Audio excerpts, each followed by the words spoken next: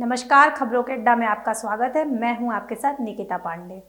रुक करते हैं दिन भर की 10 बड़ी खबरों के साथ फटाफट अंदाज में। बेंगलुरु की 28 सीटों पर भाजपा की नजर। पीएम मोदी के रोड शो से क्या मिलेगी जीत? कर्नाटक की राजधानी बेंगलुरु में प्रधानमंत्री नरेंद्र मोदी के 2 दिवसीय मेगा रोड शो के बाद भाजपा यहां की 28 विधानसभा सीटों में से अधिकांश पर जीत दर्ज करने की उम्मीद कर रही है।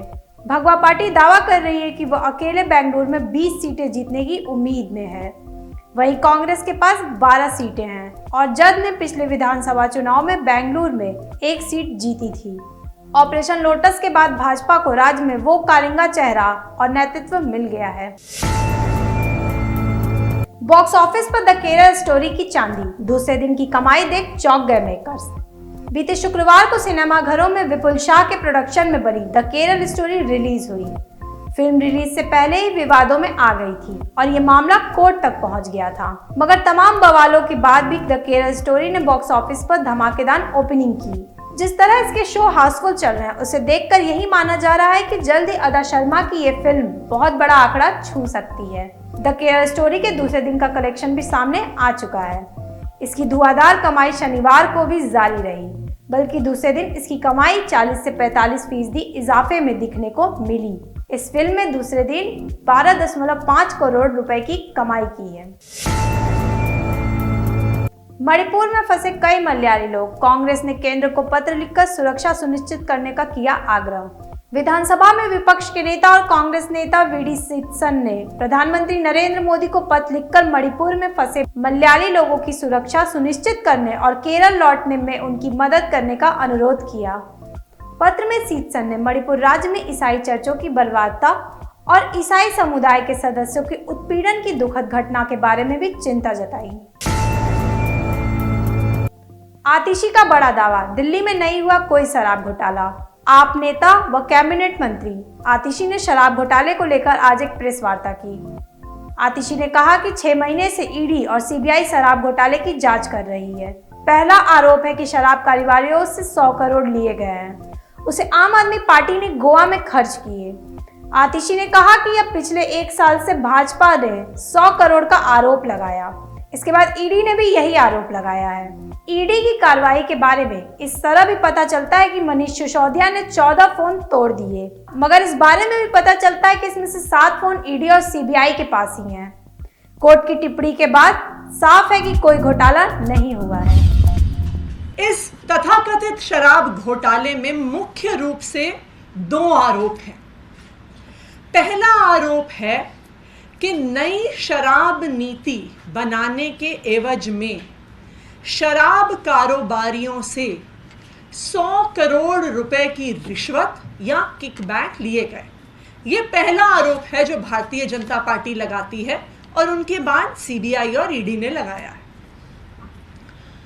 दूसरा आरोप ये है कि ये 100 करोड़ रुपए जो शराब कारोबारियों से लिए गए उनको आम आदमी पार्टी ने गोवा के चुनाव में लगाया, गोवा के चुनाव में खर्च किया।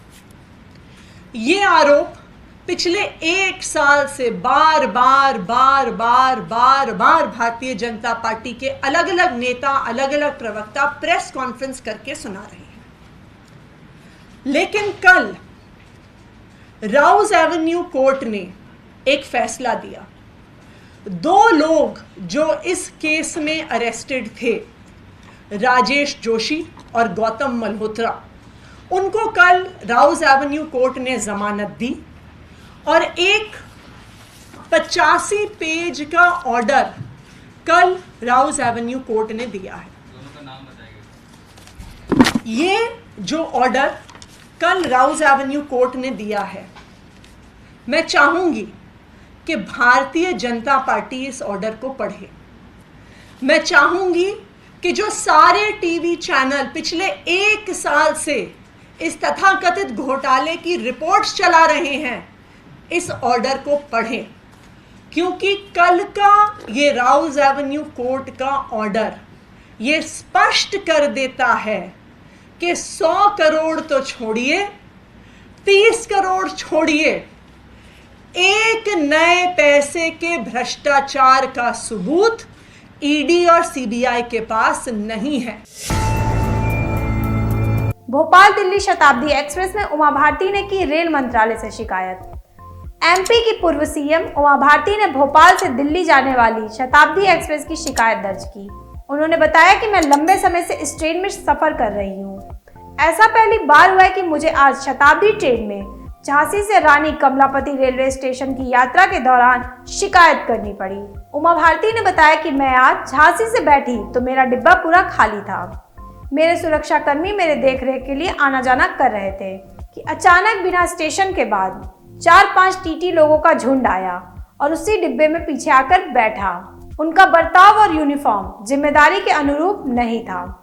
मेरे सुरक्षा कर्मी ने इस संबंध में रेलवे से शिकायत की। शिकायत के बाद ट्रेन सुपरिटेंडेंट ने स्थितियों को नियंत्रित किया। खाप और किसान संगठनों के बीच आज जंतर मंतर पर सभी एंट्री रोक। जंतर मंतर पर धरना दे रहे पहलवानों के लिए आज का दिन अहम है। बीजेपी सांसद ब्रजभूषण शरण सिंह की गिरफ्तारी की मांग पर डटे पहलवानों के समर्थन में आज विभिन्न खाप और किसान संगठन धरना स्थल पर आए हैं। पहलवानों को आशंका है कि कुछ अराजक तत्व आज माहौल खराब करने की कोशिश करेंगे। उन्होंने समर्थकों से शांति बनाए रखने की अपील की। दिल्ली पुलिस ने सुरक्षा कड़ी कर दी है और सभी एंट्री पॉइंट्स पर बैरिकेड्स लगा दिए हैं। वोटिंग लिस्ट में तमाम नाम गायब, दोबारा मतदान कराने की उठाई मांग। यूपी निकाय चुनाव की मतदाता सूची में वोटरों का नाम गायब होने पर अधिवक्ता ने आक्रोश जताया। उन्होंने चुनौती भरे लहजे में आगरा प्रशासन को दोबारा से मतदान कराए जाने की चेतावनी दी है। साथ ही चुनाव आयोग को पत्र भेजा है जिसमें 48 घंटे के भीतर जवाब मांगा है। अधिवक्ताओं ने हाईकोर्ट में PIL दाखिल करने की चेतावनी भी दी है। अधिवक्ता निखिल चतुर्वेदी का कहना है कि एक वार्ड से 700 से 800 वोटरों का नाम गायब कर दिया गया है। इसके अलावा मृतकों के नाम मतदाता सूची में डिलीट नहीं किए गए हैं, जबकि कई लोगों के नाम 2-2 स्थान पर जोड़े गए हैं। यही वजह है कि आगरा में मतदान प्रतिशत कम रहा है। ओवैसी के इन बयानों से मचा हंगामा। भारत माता की जय से लेकर ये बयान लिस्ट में शामिल। AIMIM प्रमुख असुद्दीन ओवैसी का विवादों से पुराना नाता रहा है। अपने बयानों की वजह से ओवैसी दूसरे दलों के निशाने पर रहे हैं। कई ऐसे मौके आए हैं जब ओवैसी के बयानों को लेकर सड़क से संसद तक हंगामा मचा है। कर्नाटक विधानसभा चुनाव के दौरान ओवैसी ने एक बार फिर विवादित बयान दिया है। उन्होंने बजरंग दल को बैन करने के मामले में प्रतिक्रिया देते हुए बीजेपी से कांग्रेस में आए जगदीश शेट्टार को घेरा है। उन्होंने कहा है कि शेट्टार जब बीजेपी में थे तो RSS की पेट पहनकर खूब लट चलाते थे, लेकिन अब वो कह रहे हैं कि बजरंग दल पर बैन नहीं लगा सकते हैं। शहजाद पूनावाला ने आप पर लगाया सेक्स फॉर जॉब मामले का आरोप। बीजेपी प्रवक्ता शहजाद पूनावाला ने आम आदमी पार्टी से पंजाब के मंत्री लालचंद पर सेक्स फॉर जॉब मामले का आरोप लगाया है। पूनावाला ने कहा है कि आम आदमी पार्टी पहले तो फाइनेंशियल करप्शन, फिर नैतिक करप्शन और अब यौन उत्पीड़न में भी आगे हो गई है। लाज, लज्जा, शर्म, नैतिकता का पर्दा इस प्रकार से गिरा है कि जो सबसे संगीन करप्शन, जो सबसे संगीन डेग्रेडेशन पॉलिटिक्स में दिखाई देती है, मॉरल करप्शन, नैतिक डेग्रेडेशन, नैतिक पतन का आज असली चेहरा आम आदमी पार्टी का सामने निकल कर आया है। और फ्रेंड्स, आज वो चेहरा national commission of schedule caste ने भी उस पर संज्ञान लेते हुए नोटिस जारी किया है पंजाब सरकार को। ये वो नोटिस है जो NCSC ने जारी किया है पंजाब सरकार को, क्योंकि पंजाब सरकार के एक मंत्री, बहुत ही वरिष्ठ, बहुत ही, जिनका मैं कह सकता हूं अरविंद केजरीवाल और भगवंत मान के साथ घनिष्ठ संबंध है, food and civil supplies minister है, he is a heavyweight minister, Lalchand Kataruchak, इनके खिलाफ SC कमीशन ने पंजाब की सरकार और पंजाब के DGP को नोटिस जारी किया है उनके इस आम आदमी पार्टी के story, the story of debauchery, story of sexual exploitation, story of predatory behaviour पर।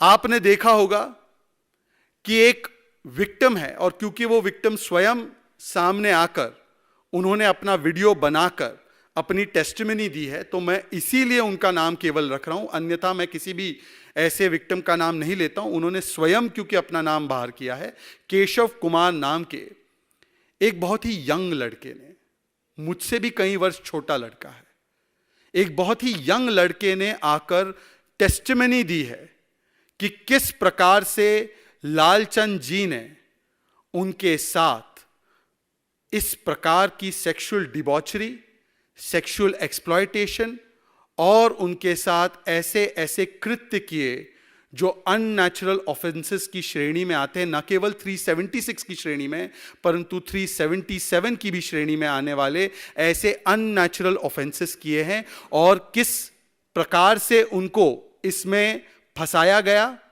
तो नौकरी का झांसा देकर, नौकरी का प्रलोभन देकर, luring this young boy, vulnerable boy from the SC community, from the Dalit community, with the promise of a job, this minister, exploiting his position of power and influence and social and political influence, abused and exploited, groomed and did predatory behavior against this young boy, Keshav Kumar.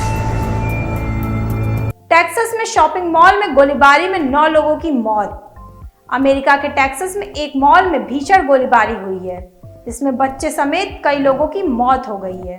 वहीं जवाबी कार्रवाई करते हुए police ने एक संदिग्ध को ढेर कर दिया है। संदिग्ध की मौत के बाद अब मॉल पूरी तरह से सुरक्षित है। तो दोस्तों, ये थी दिन भर की 10 बड़ी खबरें। अगर आप हमारी खबर को फेसबुक पे देख रहे हैं तो लाइक करना ना भूलें, और अगर आप हमारी खबर को यूट्यूब पे देख रहे हैं तो लाइक और सब्सक्राइब करना ना भूलें।